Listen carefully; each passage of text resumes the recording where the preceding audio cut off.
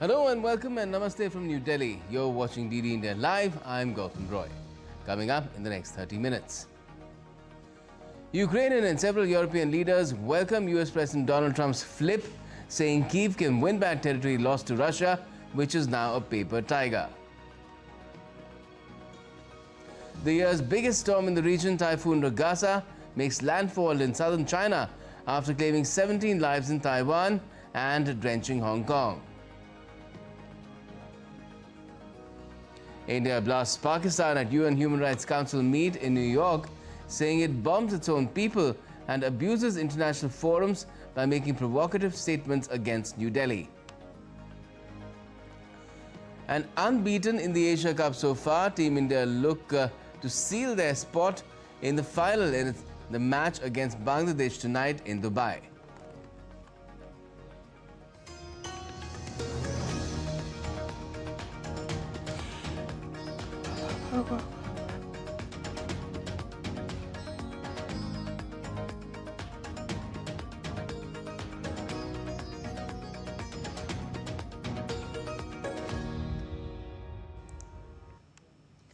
Now, in a major shift from his previous dismissals of Kyiv's aims in over 3.5-year-old conflict, US President Donald Trump has said Ukraine could retake all its territory from Russia. In a post on his Truth Social platform, Trump said he believes Ukraine, with the support of the European Union and NATO, can win back all of the territory Russia has taken. Trump further said that the US will continue to supply weapons to NATO for, this is in quotes, for NATO to do what they want with them, unquote. Dismissing Russia as a paper tiger in economic peril, Trump said, and I quote again, Putin and Russia are in big economic trouble, end quote, and this is the time for Ukraine to act. The biggest progress is that the Russian economy is terrible right now. It's, as you know, it's crashing. And that, frankly, Ukraine is doing a very good job of stopping this very large army. It's pretty amazing. You know, this is a war that should have ended in 3 days, 4 days. People said it was going to be very quick, and you got to hand it to the Ukrainian soldiers. Now, Trump's comments have come after holding talks with Ukrainian counterpart Volodymyr Zelensky on the sidelines of the UNGA in New York. Speaking to the media with Zelensky, the US president called NATO nations to shoot down Russian planes violating their airspace. Mr. President, do you think that NATO countries should shoot down Russian aircraft if they enter their airspace? Yes, I do. And Zelensky, for his part, hailed the big shift in Donald Trump's position after the US president said Kyiv could win back every inch of territory captured by Russian army. Speaking to the media after meeting Donald Trump, the Ukrainian president said that the US president had the influence and power to be a game changer for Ukraine. Trump is a game changer by himself if he will be sure in Ukraine, and I think that he is more close now to this situation, and that's why and between us only Trump can. For today, we know some not too much players in the world who can be game changers, but he's the most closer to this. French President Emmanuel Macron also welcomed comments by Donald Trump appearing to shift his rhetoric about the war in Ukraine. Addressing the 80th session of the UNGA in New York, Macron said the world needed a functioning United Nations. One could heap many criticisms on our assembly, including some that are not entirely fair. This assembly is us. It is ineffective. It is because some are blocking it, and often the most powerful. If it does not move fast enough, it is because we are not determined enough to push it forward. The United Nations is all of us. One thing is certain. We do not have the right to cynicism. We do not have the right to fatigue. We do not have the right to a defeatist mindset.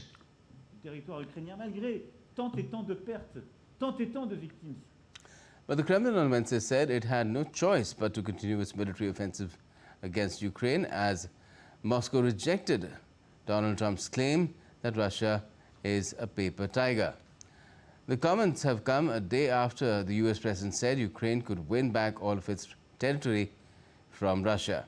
Speaking to the media, Kremlin spokesperson Dmitry Peskov said, Russia is continuing its special military operation to ensure its interests and achieve goals. Commenting on US President Trump's attempts to reset ties, Kremlin spokesperson said, the Russia-US rapprochement has yielded close to zero results, despite US-led attempts in recent months to rebuild relations between the two powers. Earlier, NATO issued a warning to Russia after a series of airspace violations over Estonia, Poland and Romania. NATO said that it would use all necessary military and non-military tools to defend itself. The warning came after Estonia said on Friday that 3 Russian MiG-31 fighter jets violated its airspace for 12 minutes before NATO Italian fighter jets escorted them out. The week before, some 20 Russian drones entered Polish airspace, prompting NATO jets to shoot some of them down and the alliance to beef up defense of Europe's eastern flank. Now, the latest NATO statement follows a meeting of the North Atlantic Council, which was called after Estonia invoked Article 4 of NATO's founding treaty. And as far as the other big conflict raging in the world goes, well, Donald Trump has repeated his demands to stop Gaza war during a bilateral meeting with French counterpart Emmanuel Macron on Wednesday. Trump also said that recognizing the state of Palestine honors Hamas after Macron officially recognized the Palestinian state. I think it honors Hamas, and you can't do that because of October 7th. You just can't do that. But we want our hostages back, and we don't want them back in, ones and twos and take the next 2 years to do it. We were the ones that got the hostages back. Now, Typhoon Ragasa has made landfall in southern China on Wednesday after battering Hong Kong and Taiwan. Ragasa made landfall along the coast of Hailing Island, Yangjiang City, Guangdong Province. According to the Weather Service, wind speeds near storm's center reached up to 145 kilometers per hour.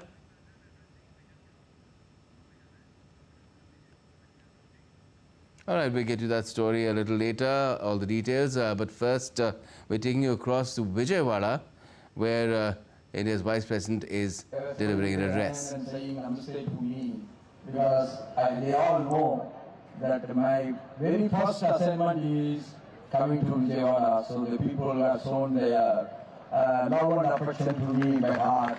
And I was told our Minister Satyaji is the in-charge minister for this Vijayawada town. Under him and with all the cooperation of our MP, MLS, my colleagues from both civil and police administration, this Vijayawada will grow further.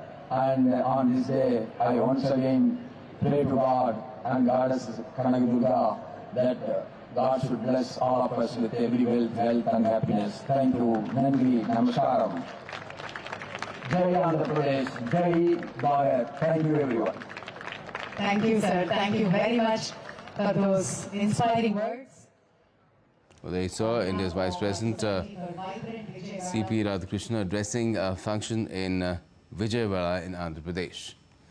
Now, European Commission spokesperson Olaf Gill has said that the EU will propose higher import tariffs on Russian oil in due course. Meanwhile, European Commission President Ursula von der Leyen said on Tuesday she wants Europe to stop buying oil from Russia by the end of the year after Trump urged NATO allies to cut energy ties with Moscow during his speech at the United Nations General Assembly.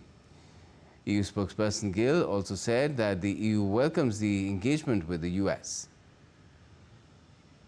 In her press point with President Trump, President von der Leyen referenced additional steps we intend to take. She talked about sanctioning ports where LNG is coming from. This forms part of the 19th package. And she said we want to increase tariffs on oil imports from Russia.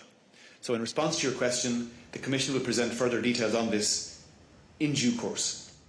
And still to come in this edition of DD India Live. Voters in Guinea's referendum choose to implement a new constitution. South Korea's former First Lady Kim Kyon-hee goes on trial in a corruption case. And China's Alibaba and America's Nvidia announced a collaboration in AI robot technology.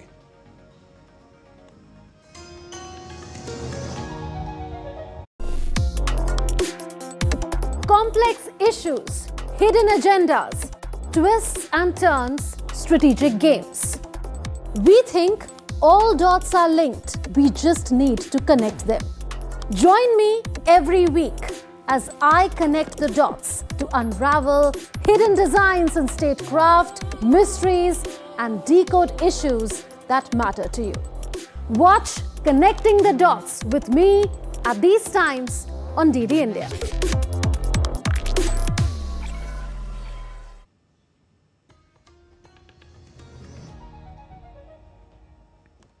Welcome back. You're watching DD India Live. I'm Gautam Roy. Now, voters in a Guinea referendum have overwhelmingly approved a new constitution with 89% supporting the charter. Nearly 6.7 million voters were registered for the nation's constitutional referendum on Sunday. Provisional results were announced by Ibrahima Khalil Konde, Minister of Territorial Administration and Decentralization. The constitution paves the way for elections in the West African nation and also permit General Mamadi to run for president. Kim Kyon-hee, the wife of South Korea's ousted former President Yoon Suk Yeol, appeared in court on Wednesday for the start of a corruption trial. Kim, who faces charges including bribery and stock manipulation, arrived at the Seoul Central District Court in southern Seoul, making her first public appearance since her arrest in August. In brief remarks to the court, she confirmed her personal information and asked for a trial by a judge rather than a jury, but did not address any of the charges. If convicted of any of the charges, Kim faces penalties ranging from fines to up to 5 years in prison. Venezuela's President Nicolas Maduro says that the U.S. military presence in the Caribbean threatens to escalate into a catastrophic war in all of our continent. Esta narrativa falsa. This false narrative seeks to impose a state of violence in the Caribbean and South America and threatens to escalate into a catastrophic war in all of our continent. An attack on Venezuela would be the beginning of a catastrophic war in the Caribbean and South America. German ambassador to India, Dr. Philipp Ackermann, has invited skilled Indian workers to work in Germany, stressing Germany's stable migration policies that do not change fundamentally overnight. This is a good moment to talk about Indians working in Germany. Indians are amongst the top earners in Germany. The average Indian working in Germany earns more than the average German working in Germany. And that's pretty good news. Because a high salary means that Indians are contributing big time to our society and our welfare. We believe in hard work, and we believe in giving the best jobs to the best people. Our migration policy works a bit like a German car. It's reliable, it is modern, it is predictable. It will go in a straight line with no zigzags. And you don't have to fear a full brake at a top speed. We do not change our rules fundamentally overnight. Highly skilled Indians are welcome in Germany. If you want to find out what Germany has to offer. Now, India on Tuesday hit out at Pakistan at the United Nations Human Rights Council for abusing the forum with baseless and provocative statements against India. Representing India at the 60th session of the Human Rights Council, Kshitish Tyagi, Counselor, Permanent Mission of India in Geneva, said that instead of coveting our territory, they would do well, that is, Pakistan would do well to vacate the Indian territory under its illegal occupation and focus on rescuing an economy on life support, a polity muzzled by military dominance, and human rights record stained by persecution. Perhaps once they find time away from exporting terrorism, harboring UN-prescribed terrorists, and bombing their own people.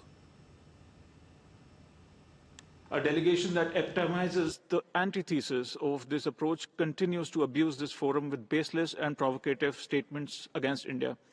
Instead of coveting our territory, they would do well to vacate the Indian territory under the illegal occupation and focus on rescuing an economy on life support, a polity muzzled by military dominance, and a human rights record stained by persecution. Perhaps once they find time away from exporting terrorism, harboring UN-proscribed terrorists, and bombing their own people. Now, on the sidelines of the UNGA meeting in the US, in New York, External Affairs Minister Dr. S. Jaishankar held a key meeting. Dr. Jaishankar hosted a high-level meeting of like-minded Global South countries to discuss a number of important global issues. He made the proposal for Global South to approach world affairs and said, in light of current challenges, the need for enhanced dialogue among the Global South is emphasized to foster solidarity and encourage mutual cooperation. The discussion recommended utilizing existing platforms to strengthen mutual consultation. Presenting India's position, Dr. Jaishankar said, given the growing concerns and multiplicity of risks for today, it is natural for the Global South to turn to multilateralism for solutions. India would propose the following points for your collective consideration. One, we utilize existing forums to strengthen consultations among Global South with a view to enhance solidarity and encourage collaboration. Two, bring to the table specific strengths, experiences, and achievements that we may have individually developed, but which can actually benefit fellow Global South members. The Cabinet Committee on Economic Affairs, chaired by Prime Minister Narendra Modi, has approved a number of decisions. It has approved a comprehensive package of 69,725 crore Indian rupees to revitalize India's shipbuilding and maritime ecosystem. The Cabinet also approved 75,000 additional postgraduate medical seats for students worth an outlay of 15,000 crore Indian rupees. प्रधानमंत्री जी ने एक संकल्प जो लिया था कि 75,000 additional medical seats 5 साल में क्रिएट करेंगे भारत में, तो आज 5,000 नए पोस्ट ग्रेजुएट सीट्स का अप्रूवल कैबिनेट में मिला है और इसके लिए आउटले होगा 15,035 करोड़ रुपीस। 15,035 करोड़ रुपीस का इसके लिए आउटले होगा। Overall better hospitals, upgradation of medical colleges, उनमें नए डिपार्टमेंट्स खुलना, नए डिसिप्लिन्स लाना, बेटर इक्विपमेंट लाना, बेटर मेडिकल टेक्नोलॉजीज लाना, और एआई का भी बहुत उपयोग किया जाएगा in improving the medical education. The committee also approved in fact, an umbrella scheme to support the research scheme for the scholars working under various programs to converge the benefits under one head. हमारे research scholars को support करने के लिए 2,277 crore rupees का एक umbrella scheme आज approve हुई है, जिसमें doctoral, post doctoral fellowship programmes होंगे, extramural research scheme, emeritus scientist scheme, excellence through various awards और नॉलेज शेयरिंग एंड सिंपोजियम करना, जो टेक्निकल सिंपोजियम, रिसर्च सिंपोजियम है, उन सब का। This is a major umbrella scheme. Now, Europe is trying to become less dependent on the United States, not just economically but also militarily. But one of the continent's most ambitious projects is currently seen stumbling. Lars Holter is with Deutsche Welle and is joining us from Berlin to talk about it. Good evening to you, Lars. What are you hearing about this project?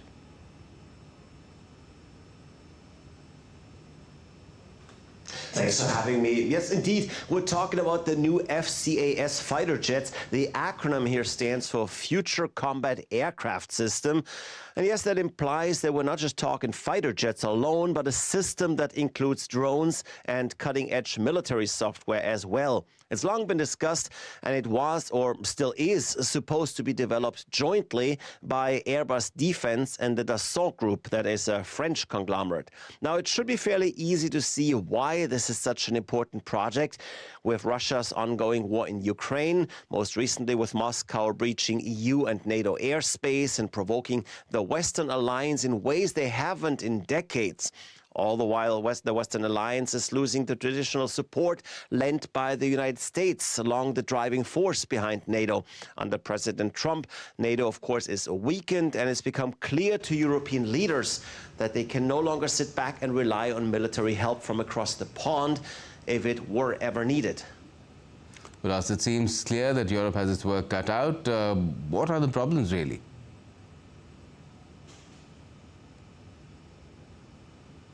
Well, frustratingly, the problem is entirely homemade. It seems that two partners on the FCAS project, Airbus Defence and Dassault, can simply not agree on who is doing what. I should mention that there's also a third party in the mix. Spain also is expected to contribute to the new aircraft system.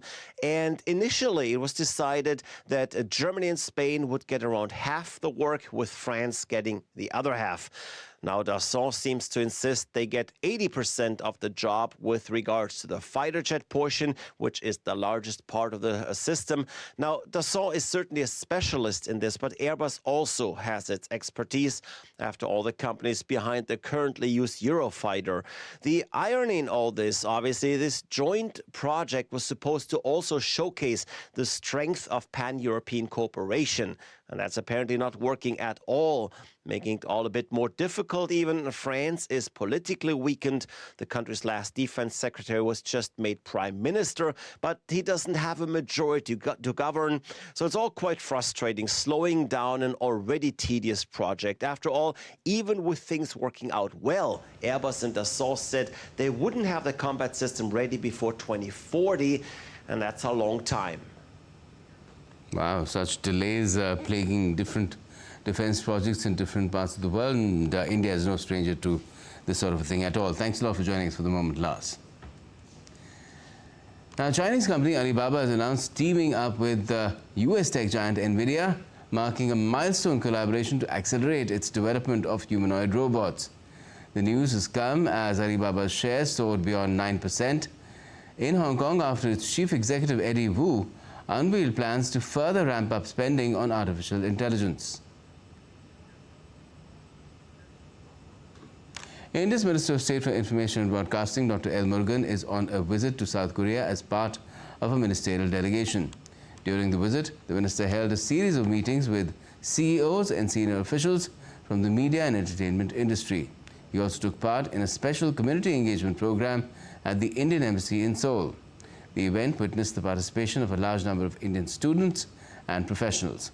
The visit will further help in boosting the cultural and economic linkages which India shares with South Korea. Sports now, in India faced Bangladesh in a high-stakes Super 4 clash of the Asia Cup 2025 at the Dubai International Stadium on Wednesday. The only unbeaten outfit of the tournament, India haven't been seriously challenged in their 4 preceding games.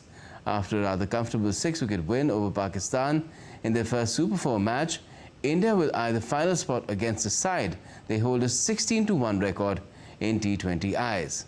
With India continuing their dominant run in the Asia Cup, the onus will be on Bangladesh to defy the odds and produce a performance that could shake the tournament's balance.